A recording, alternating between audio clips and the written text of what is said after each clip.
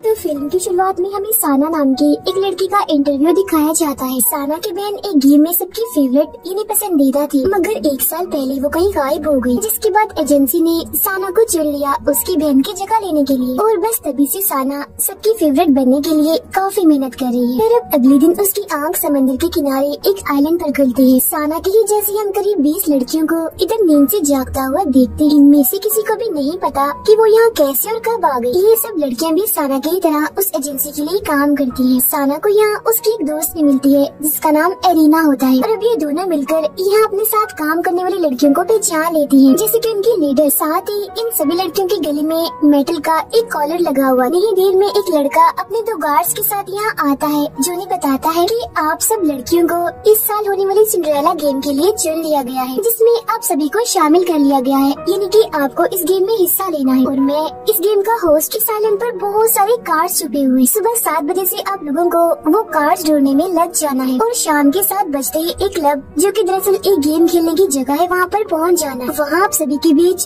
Cards game खेली जाए, और जो गेम हार जाएगा उसे इस गेम से निकाल दिया जाएगा। आप सभी के बैग में अपना अपना मोबाइल है, जिसके अंदर सभी कार्ड्स की लोकेशन डाली हुई है, मतलब कि कार्ड्स का पता कि कौन सा कार्ड किधर है, ताकि कार्ड्स आप सभी को आसानी से मिल जाए। जो भी आखिर तक इस गेम में टिका रहेगा, मतलब जो इस गेम को जीत जाएगा, उसे इस मुल्क का सबसे फेवरेट बना दिया जाएगा, यानी जिसे सब लोग पसंद करेंगे, जिसके बाद उसे इनाम मिलेगा। फिल्म्स और एड्स में काम करने के लिए बहुत सारे एल्बम्स मिलेंगे। तभी एक लड़की बोलती है कि मुझे इस बकवास गेम में कोई दिलचस्पी नहीं है, और यहाँ से जाने लगती है। उसे जाता देखकर एक गार्ड अपने टैब का बटन दबाता है, जिसके फौरन बाद वो मेटल का कॉलर जो उस लड़की के गले में बंधा था वो आवाज करने लगता है, और फिर तभी अचानक उस लड़की की मौत हो जाती है। उन्हें ये नजारा दिखाकर गेम होस्ट कहता है कि तुम सबके कॉलर में जहर का इंजेक्शन लगाया हुआ है, जो हमारे एक बटन दबाते ही उस इंसान में चला जाएगा, जिससे उसकी मौत हो जाएगी। तो यहाँ से भागने का तो बिल्कुल भी मत सोचना। अब ये जानकर सारी लड़कियाँ काफी डर जाती है और समझ जाती है कि हम इस जानलेवा गेम में फंस गई है। वो ये भी जान लेती है कि हमारी एजेंसी ने ही मोटी रकम लेकर हमें यहाँ पर भेजा है। इसके बाद गेम होस्ट उन्हें गेम के और असूल बताने लगता है कि आइलैंड पर आप लोगों को टोटल 3 तरह के कार्ड्स मिलेंगे। एक का नाम है प्रिंस,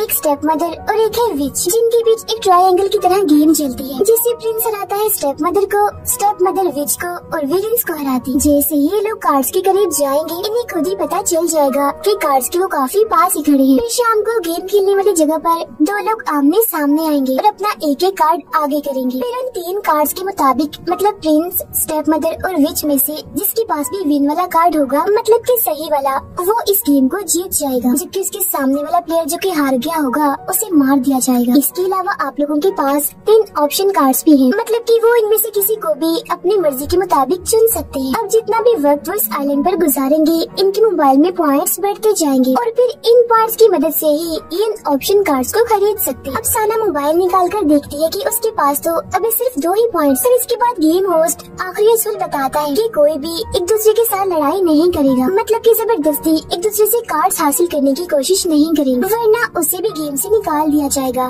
मार कर। और इसी के साथ गोली चलाकर वो सिंड्रेला गेम की शुरुआत कर देता है, जिसके बाद सभी लड़कियां कार्ड्स ढूंढने के लिए आइलैंड के अंदर भागती। थोड़ा आगे जाने पर साना को एक कार्ड मिल जाता है, मगर वो उसे एरिना को दे देती है कि इसे तुम रख लो। फिर वो देखती है कि एक लड़की दूसरी लड़की के पीछे भाग रही है, तो उसे लगता है कि ये दोनों लड़ रही हैं, तो वो भी मदद करने के लिए इनके पीछे भागती है। अब जो लड़की पीछे भाग रही थी वो उस लड़के को पकड़ ही लेती है और उससे कार्ड छीनने की कोशिश करती है, जिससे तभी उस लड़की का कॉलर बचने लगता है और वो मारी जाती है। जिसके बाद गेम होस्ट उसकी मौत का ऐलान करता है और एक बार फिर सबको बताता है कि ऐसे मत करो, एक दूसरे के साथ ना लड़ो तो ही अच्छा है। जिसके बाद अब साना उस लड़की के साथ आगे बढ़ने लगती है। तभी साना के मोबाइल में कार्ड के करीब होने का बताया जाता है। तब भागकर साना उस कार्ड को उठा लेती है, मगर ये कार्ड भी उस लड़की को ही रखने के लिए दे देती है। अब शाम के 7 बजने ही वाले थे। साना उस लड़की को कहती है हमें गेम वाले एरिया में चलना चाहिए। वो लड़की साना से पूछती है तुम्हें कितने कार्ड्स मिले हैं। तब खुशी खुशी साना अपने बैग से कार्ड्स निकालकर उसे दिखाने लगती है, जो 2 थे, और तभी वो लड़की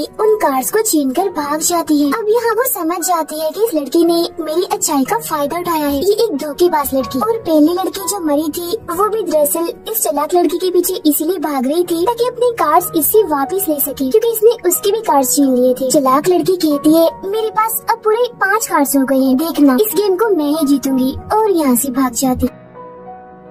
अब साना के पास कोई कार्ड नहीं बचा था तो उसे तो वैसे ही गेम से निकाल दिया जाएगा, जिस वजह से वो मायूस हो गई थी। मगर तभी उसे ऑप्शन कार्ड्स याद आते हैं जिन्हें वो पॉइंट्स के जरिए खरीद सकती है। वो अपना मोबाइल चेक करती है तो उसके पॉइंट्स काफी बढ़कर 1000 से भी ऊपर चले गए थे, जो एक हैरानी वाली बात। लेकिन इन पॉइंट्स से वो बस पंपकिन कार्ड ही खरीद सकती है क्योंकि बाकी दो कार्ड्स काफी महंगे थे। तब एरिना उसे कहती है कि अगर तुम चाहो तो कुछ कार्ड मुझसे ले सकती हो, मगर साना मना कर देती है और अपने पॉइंट्स के जरिए वो 6 पंपकिन कार्ड्स खरीद लेती है। फिर 7 बजते ही गेम एरिया में मैच शुरू हो जाता है, जहाँ गेम होस्ट कोई भी 2 लड़कियों को आमने सामने बुलाता है। दोनों अपना अपना कार्ड आगे करती है और पहले चाल में जो लड़की समझदार थी वो जीत जाती है और दूसरी लड़की जो जाहिरा गेम को हार चुकी थी उसका कॉलर बजने लगता है और उसकी भी मौत हो जाती है। तब यहाँ के गार्ड्स जीतने वाले लड़की को उसका कमरा दिखाने ले जाते हैं, मगर जाते जाते वो लड़की मरी हुई लड़की से उसका बचा हुआ कार्ड भी छुड़ा कर ले जाती है। अब अगले मैच में वो चालाक लड़की जिसने साना से कार्ड छीने थे वो और साना आमने सामने आती है। चालाक लड़की को पूरा यकीन था कि गेम को तो मैं ही जीतूंगी क्योंकि साना के पास तो कार्ड्स ही नहीं है। लेकिन तभी साना को उसके खरीदे हुए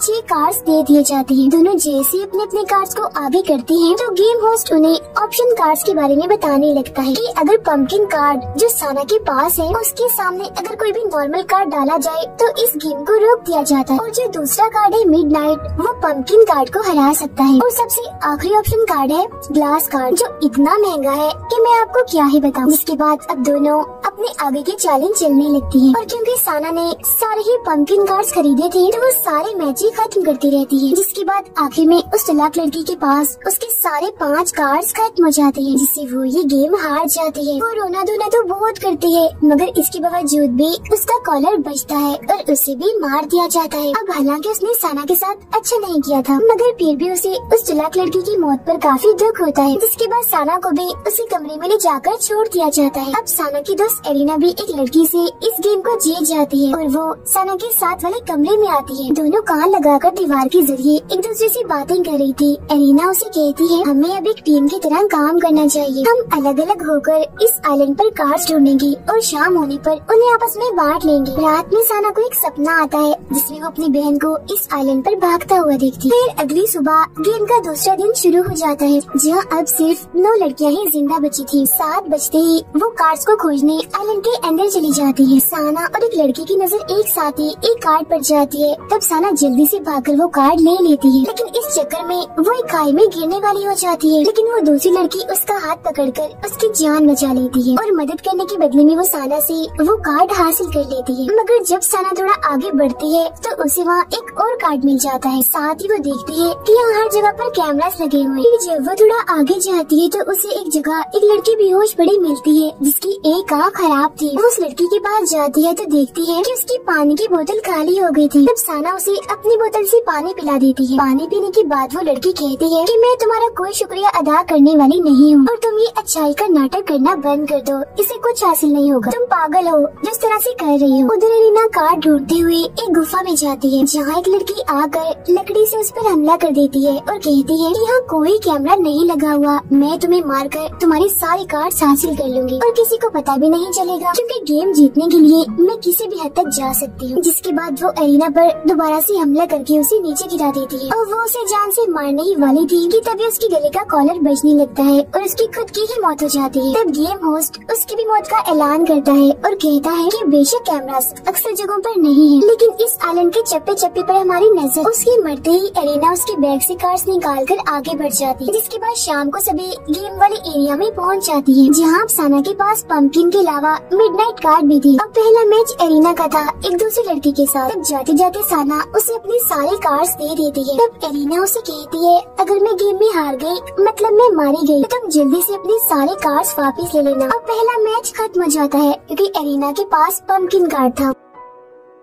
इसके बाद दूसरी चाल में सामने वाली लड़की मिडनाइट कार्ड चलती है जबकि एरिना विच कार्ड। जब एक गेम होस्ट उस लड़की को कहता है तुम गेम हार गई हो क्योंकि मिडनाइट कार्ड सिर्फ पंपकिन कार्ड को ही हरा सकता है और नॉर्मल किसी कार्ड को नहीं। जिसके बाद उस लड़की को भी मार दिया जाता है और एरिना साना के गले लगने के बहाने अपने भी सारे कार्ड्स उसे दे देती है। जिसके बाद आमने सामने आती है साना और वो लड़की जिसने खाई में गिरने से उसकी जान बचाई थी। वो लड़की यहाँ एक चाल चलती है, वो बताती कुछ है और सामने कोई और कार्ड लाती है जो ये देख साना पंपकिन कार्ड सामने रखकर इस मैच को रोक देती है। ऐसा कुछ देर तक चलता रहता है, मगर तभी आखिर में उस लड़की के पास एक ही कार्ड था, पंपकिन, जिसे वो सामने रख देती है। ठीक इसी वक्त साना अपना मिडनाइट वाला कार्ड रख देती है जिसने खरीदा था, और क्योंकि मिडनाइट कार्ड पंपकिन कार्ड को हरा देता है तो वो लड़की इस गेम को हार जाती है और उसे मार दिया जाता है, जबकि साना गेम को जीत जाती है। अपने अपने कमरों में जाने के बाद एरिना साना से कहती है कि मैंने आइलैंड में एक जगह करीब 10 कार्ड्स देखे हैं, तो कल हम एक साथ होकर उस जगह पर कार्ड्स लेने जाएंगे। अब यहाँ साना काफी परेशान थी। वो एरिना को कहती है कि मुझे ये फिक्र सता रही है कि एक वक्त ऐसा भी आएगा जब हम दोनों ही एक दूसरे के आमने सामने आएंगे। जिस पर एरिना मुस्कुराते हुए कहती है कि अगर हम दोनों में से कोई भी जिंदा बचकर यहाँ से निकल गई तो मुझे बहुत खुशी होगी। अब साना को फिर से सपने में उसकी बहन नजर आती है जो लटकी हुई। फिर इसके बाद गेम का तीसरा दिन आ जाता है जहाँ अब सिर्फ 4 लड़कियां ही जिंदा बची थी। तब प्लान के मुताबिक एरिना और साना उस 10 कार्ड्स वाली जगह पर जाने लगती है, जहाँ वो लड़की जिसकी आँख खराब थी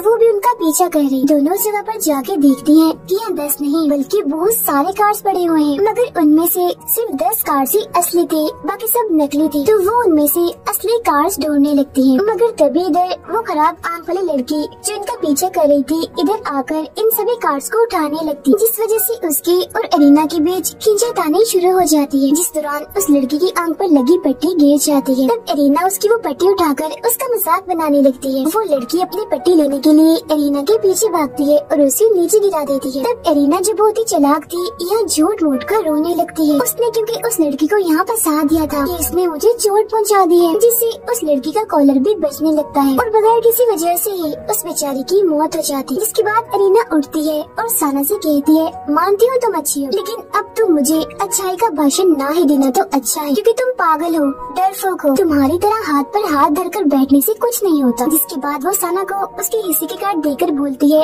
अब हमें अलग हो जाना चाहिए। तब इतनी ही देर में यहाँ तीसरी बची लड़की भी आती है जो इन सब हालात की वजह से दिमाग से पागल हो गई थी। वो एरिना के कार्ड छीनकर पहाड़ की तरफ जाने लगती है और वहाँ से सारे कार्ड वो समंदर में फेंक देती है। जिसके बाद जब वो रो रही थी तो खुद भी वहाँ से फिसल जाती है, लेकिन साना उसका हाथ पकड़कर गिरने से उसे बचा लेती है। तब एरिना भी उनकी मदद करने आती है और साना को पकड़ लेती है ताकि वो गिर न जाए, मगर तभी उसके दिमाग में ख्याल आता है कि ये तो मेरे पास बहुत अच्छा मौका है, मैं इन दोनों जिंदा बची लड़कियों को गिरा देती हूँ, जिसके बाद मैं इस गेम को जीत जाऊंगी। इस सोच के बाद जैसे वो साना को छोड़ती है तो वो दोनों नीचे समंदर में गिर जाती है। मगर शाम को हम देखते हैं कि साना मरी नहीं है बल्कि वो जिंदा है खुद भी, और उस लड़की को भी समंदर से वो बाहर लाती है। वो लड़की साना को कुछ अच्छी बातें बोलकर फिर उसका शुक्रिया अदा करती है और फौरन ही मर जाती है।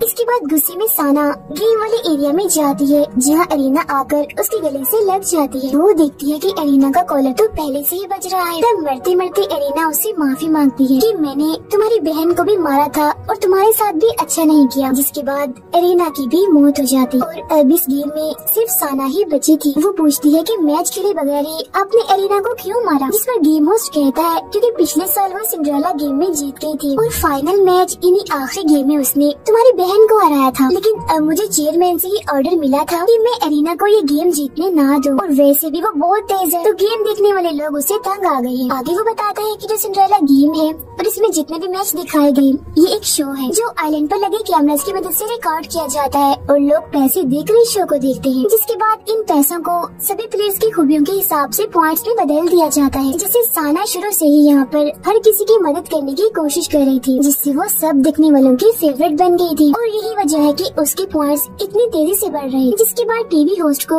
चेयरमैन की तरफ से ऑर्डर मिलता है कि साना को एक आखिरी गेम खेलनी होगी, मतलब कि फाइनल। जिस सुन साना कहती है अब तो कोई जिंदा बचा ही नहीं तो मैं किसके साथ आखिरी गेम खेलूंगी। तब फौरन ही एक जगह से साना की बहन निकल कर बाहर आती है जो मरी नहीं थी बल्कि अभी जिंदा थी, क्योंकि पिछले साल वो आखिरी गेम में हार तो गई थी मगर उसे मारा नहीं था और अब उसे एक और मौका दिया जा रहा है सबकी फेवरेट बनने के लिए, जिसके लिए गेम उसे अपनी बहन के साथ ही खेलनी है। वो अपनी बहन साना के सारे कार्ड्स उसे लेकर गेम खेलने चली जाती है, क्योंकि वो दरअसल एक खुद गर्ल्स लड़की थी जो ये बिल्कुल भी नहीं चाहती थी कि उसकी बहन ये गेम जीते और सबकी फेवरेट बने। मशहूर होने के लिए वो इतनी अंधी हो गई है कि उसे कोई परवाह नहीं है कि सामने वाले से उसका क्या रिश्ता है। जिसके बाद दोनों बहनों को आखिरी फाइनल मैच के लिए एक दूसरे के आमने सामने खड़ा कर दिया दिया जाता है। अब यहाँ आने से पहले भी साना ने एक ऑप्शन कार्ड खरीदा होता है, मगर वो कौन सा था ये अभी हमें नहीं दिखाया जाता, लेकिन उसे वो कार्ड लाकर दे दिया जाता है। साना की बहन अपने कार्ड में से एक कार्ड चलाती है और साना से कहती है, मेरी प्यारी बहन तुम ऐसा करो, जानबूझकर हार जाओ इस गेम को ताकि तुम्हारी बड़ी बहन का सपना पूरा हो जाए सबकी फेवरेट बनने का। लेकिन यहाँ पर साना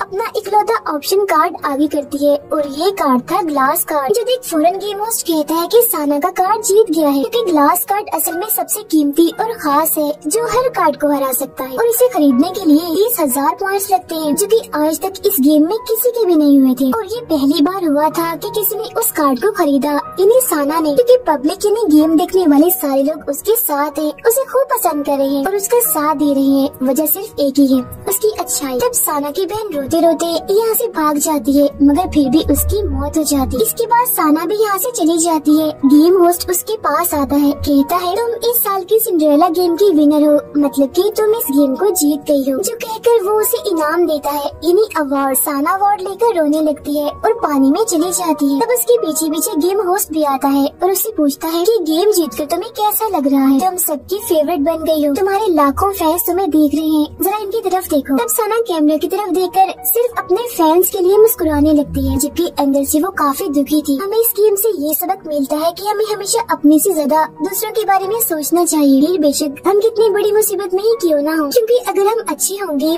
हमारा दिल दूसरों के लिए साफ होगा, तो हमारे साथ भी अच्छा होगा, हम आगे बढ़ेंगे, किस्मत भी हमारा साथ दे, जैसे साना के साथ हुआ। उसने हमेशा सबके साथ अच्छा किया, जिसके बाद आखिर में उसके साथ भी अच्छा हुआ, उसे इनाम मिला। और जिन्होंने दूसरों का बुरा सोचा उनके साथ बुरा ही हुआ। तो हमें हमेशा पॉजिटिव रहना चाहिए, हमेशा अच्छा सोचे और सबके साथ भी अच्छा करें। और मेरे इसी मैसेज के साथ ही ये कहानी इधर ही खत्म हो जाती।